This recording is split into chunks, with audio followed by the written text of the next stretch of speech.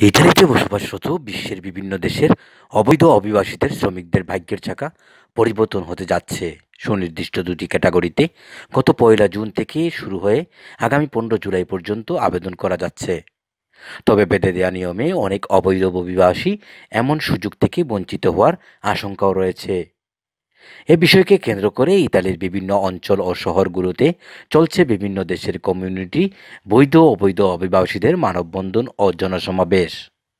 বিশেষ করে বাংলাদেশি কমিউনিটির মধ্যে তা বিরাজমান।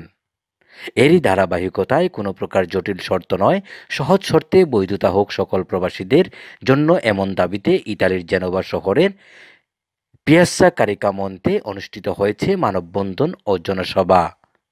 জনসভায় উপস্থিত ছিলেন এশিয়া, আফ্রিকা, লাতিন আমেরিকা সহ বিশ্বের বিভিন্ন কয়েকটি দেশের মহাদেশের জনগোষ্ঠী ও নেতৃবৃন্দরা।